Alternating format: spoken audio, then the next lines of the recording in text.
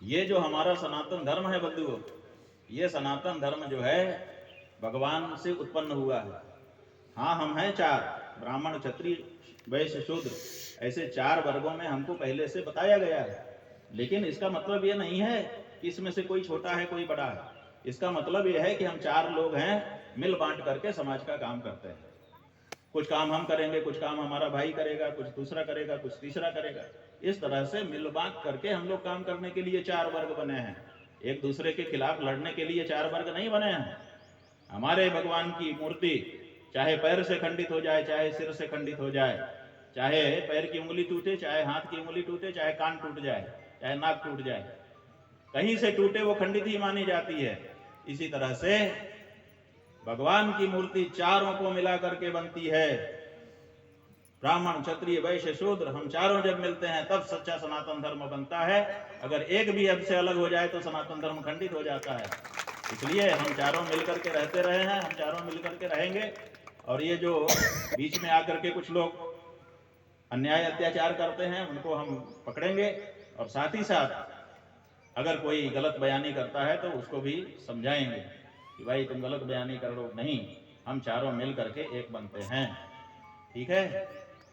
तो ये हमारा जो हाथ है, ये इसमें चार उंगलियां हैं। ये चार में से एक भी कट जाती है तो काम करना मुश्किल हो जाता है। इसलिए हमको चारों को साथ मिल करके सनातन धर्म को आगे बढ़ाना है। ऊंच नीच की कोई बात नहीं है। एक जगह पे हम गए थे बंधु, एक व्यक्ति खड़े हुए, बोले आपके समाज में ऊंच नीच है। हमने कहा भैया तुमको कैसे पता चला कि ऊंच नीच है, कहाँ लिखा है? बोले लिखा तो नहीं है, लेकिन आपने कहा कि ब्राह्मण मुख है और शूद्र पैर है, तो पैर तो नीचे ही है, देखिए सिर ऊपर है, तो ऊंच ऊपर है तो ऊंच और नीचे है तो नीच। आप लोगों ने पैर, शूद्र को पैर कह दिया, इसीलिए आपके यहाँ ऊंच नीच का व्यवहार। हमने कहा अच्छा ये बात है क्या? तो ऐसे ही तखत था, तो हम लेट गए। अभी तो लेटेंगे नहीं, कहो तो लेट के दिखा भी दे, अगर समझ जाओ तो कहने से समझ लो। हम लेट गए और हमने कहा अब बताओ, अब कौन ऊंच है और कौन नीच है? बताओ, अगर कोई लेट जाएगा तो कौन पैर ऊंचा हो जाएगा कि सिर ऊंचा हो जाएगा? दोनों बराबर। तो वो मुस्कुराने लगे। हमने कहा मुस्कुरा रहे हो, इसका मतलब जवाब तुमको मिल गया तुम्हारी बदमाशी का, लेकिन अभी तुमको हम सवेरे बुला रहे हैं। अभी तो नहीं, सवेरे आओ हमारे पास, हम शीर्षासन करते हैं रोज सवेरे, उस समय देखना कि कौन ऊंच है और कौन नीच है। समझे कि नहीं? जब शीर्षासन करेंगे तो पैर ही ऊंचा हो जाएगा। ये हमारा घर है, यहाँ पर कभी हम अमुक को ऊंचा बना देते हैं, कभी ऊंचा अमुक को बना देते हैं। जिस समय जैसी जरूरत होती है हम लोग आपस में व्यवहार करते हैं। जब बाप का षष्ठी पूर्ति, रजत जयंती, स्वर्ण जयंती समारोह होता है तो बाप जो है घोड़ी पे चढ़ करके चलता है, उसकी बारात निकाली जाती है, बच्चे जो है बारात निकालते हैं। और जब बेटे का विवाह का अवसर आता है तो बेटा घोड़ी पे चलता है, बाप नीचे पैदल चलता है। केवल घोड़ी पे चढ़ने से किसी को बड़ा छोटा मान लोगे? ये तो मौके मौके पे कभी वो चढ़ता है, कभी वो चढ़ता है। उसी तरह से हम चार भाई हैं, जब जहां जैसी जरूरत होती है ऊपर नीचे का विचार किए बिना अपना काम आगे बढ़ाते हैं। इसलिए इन सब बरगलावे में अपने को नहीं आना। और कोई पूछ लो, फिर बाद में सोचते रहोगे कि मौका था पूछे नहीं थे। हाँ छोटा ही करो और क्या।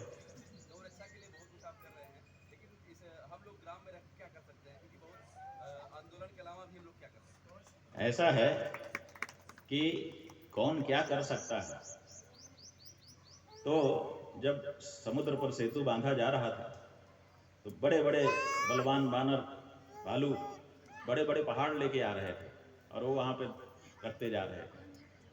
और आप लोगों ने सुना ही है कि एक गिलहरी भी थी, वो थोड़ा सा बालू अपने मुंह में भर के ले जाती थी और उसी में डाल देती थी।